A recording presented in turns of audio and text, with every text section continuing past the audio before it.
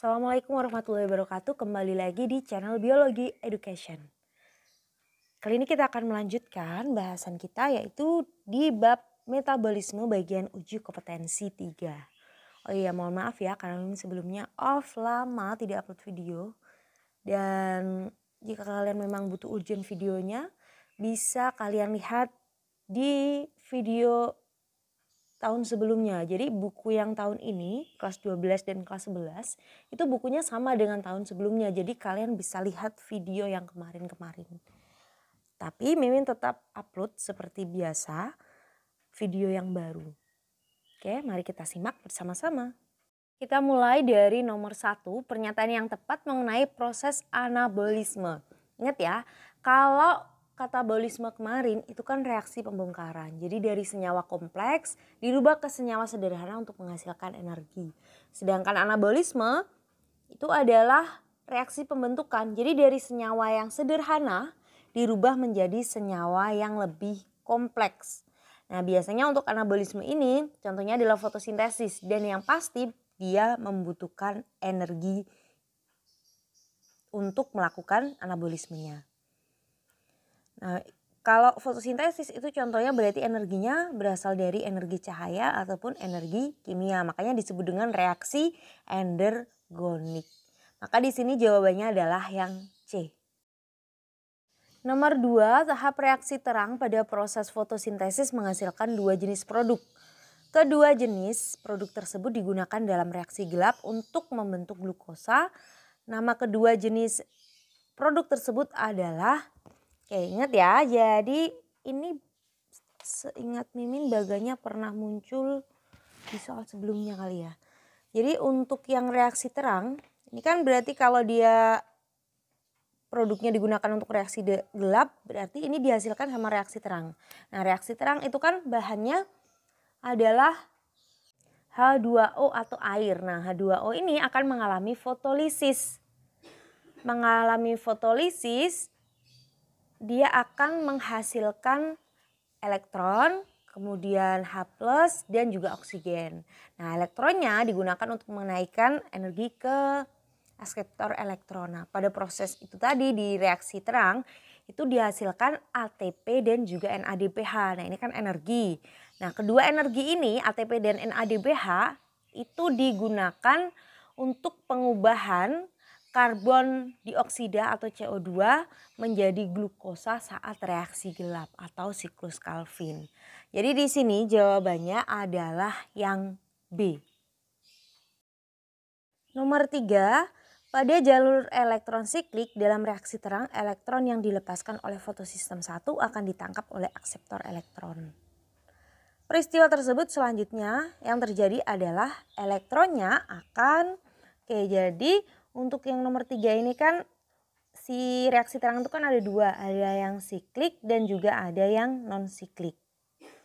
Nah, elektron yang sudah ditangkap oleh akseptor elektron selanjutnya itu akan diteruskan menuju ke ferredoksin atau biasanya kalau kita lihat di gambar-gambar tulisannya adalah FD. Nah, dari ferredoksin baru akhirnya dia akan kembali lagi ke bagian fotosistem 1 lagi. Maka jalurnya akan menjadi siklik. Jadi dia muter terus. Nah, jalur elektron siklik ini biasanya dia akan menghasilkan ATP. Terus ngapain? Kan sudah jalur non siklik juga hasilnya ATP. Kenapa masih non siklik kan sudah hasilnya ATP dan NADPH. Tapi kenapa masih melakukan yang siklik? Biasanya siklik itu dilakukan ketika tumbuhan merasa kekurangan ATP untuk reaksi gelapnya. Oke, jadi di sini jawabannya adalah yang A. Nomor 4, berdasarkan reaksi pengikatan CO2 di udara, tumbuhan dibedakan menjadi 3 macam, yaitu ada tumbuhan C3, C4, dan juga CAM. Nah, karakteristiknya sebuah tumbuhan itu bisa pembentukan pati dilakukan di siang hari. Semua reaksi fotosintesis adanya di mesofil, kemudian fiksasi CO2-nya di malam hari dan disimpan dulu dalam bentuk asam organik. Ciri tumbuhan yang memiliki karakteristik tersebut adalah, jadi dari ciri-cirinya, ciri utama yang nampak di sini adalah fiksasi CO2 dilakukan di malam hari. Nah, fiksasi CO2, kalau tanaman melakukan fiksasi CO2 itu berarti kan dia harus membuka stomata. Nah, kira-kira tanaman apa sih yang hanya membuka stomatanya pada saat malam hari? Tentu saja ini adalah tanaman-tanaman yang berada di tempat yang sangat panas. Jadi tidak memungkinkan untuk membuka stomata pada siang hari karena terlalu panas. Akan mempercepat transpirasi, mempercepat penguapan dan tumbuhannya jadi kering. Jadi tumbuhan ini hanya akan membukakan stomatanya pada saat malam hari. Nah, berarti dia adalah tumbuhan-tumbuhan yang tinggal di tempat yang sangat panas seperti gurun dan lain-lain. Oke, jadi ini adalah ciri dari tumbuhan cam. Tumbuhan cam itu tumbuhan yang membukakan stomatanya pada tempat, bukan pada tempat tapi pada kondisi malam hari. Kalau siang hari terlalu panas. Oke, maka jawabannya di sini adalah kaktus D. Nomor 5, perhatikan beberapa pernyataan berikut. Pernyataan yang tepat mengenai fotosintesis ditunjukkan oleh angka. Oke, fotosintesis ya. Yang nomor 1, pelaku yang berperan yaitu organisme tidak berklorofil. Salah, tentu saja harus punya klorofil. Yang nomor 2, sumber energinya berasal dari zat kimia. Oke, sumber energi berasal dari zat kimia. Bukan. Energinya biasanya berasal dari cahaya matahari. Yang ketiga, bahan dasar yang digunakan berupa karbon dioksida dan air. Ini betul. Yang nomor 4, menghasilkan karbohidrat dan produk sampingan berupa oksigen. Ini juga betul. Nomor 5, terjadi di dalam kloroplas. Nah, ini tepat sekali. Jadi jawaban yang paling tepat adalah 3, 4, dan 5. E. Oke, lanjut ke nomor 6. Perhatikan bagian reaksi gelap fotosintesis berikut. Bagian yang ditunjuk oleh PHRS secara berurutan adalah, jadi di sini bisa kita lihat adalah gambar siklus Calvin atau reaksi gelap. Nah, siklus Calvin ini dimulai dari fiksasi CO2. Fiksasi CO2 akan berikatan dengan RUBP.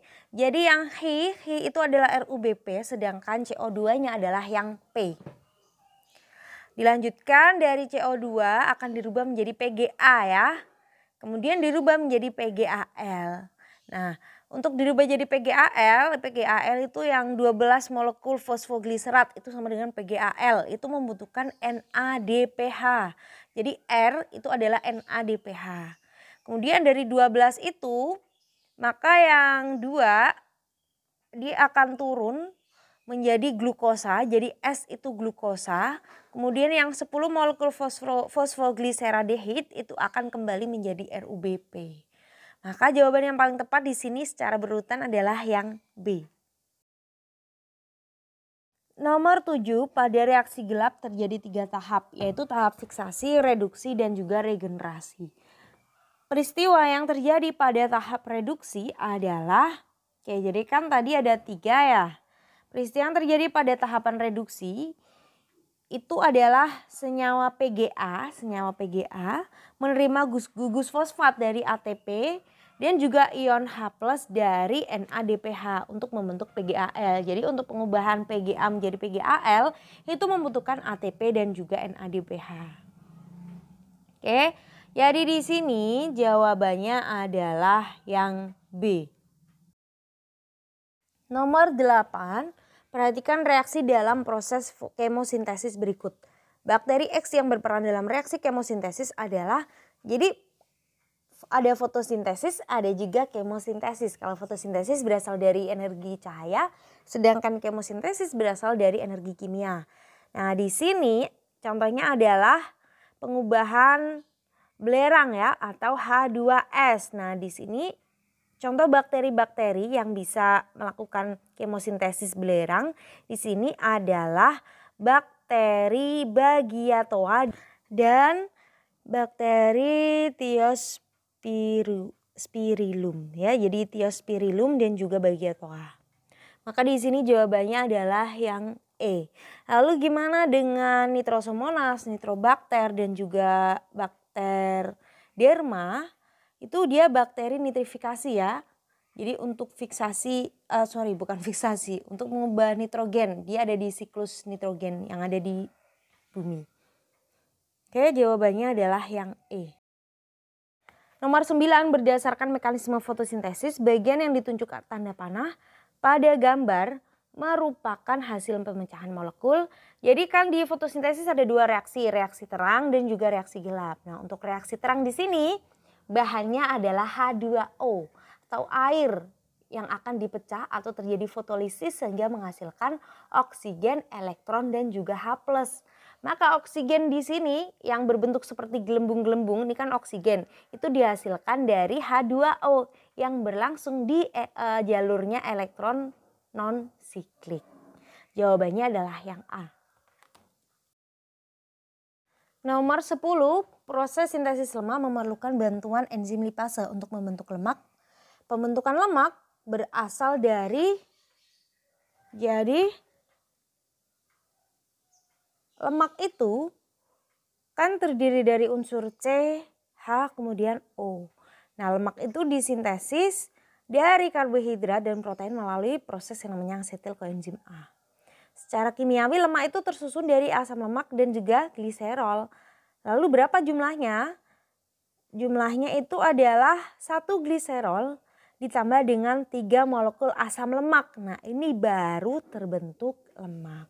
Maka jawabannya adalah yang A. Oke, sekian pembahasan kita kali ini. Semoga bermanfaat. Terima kasih. Wassalamualaikum warahmatullahi wabarakatuh.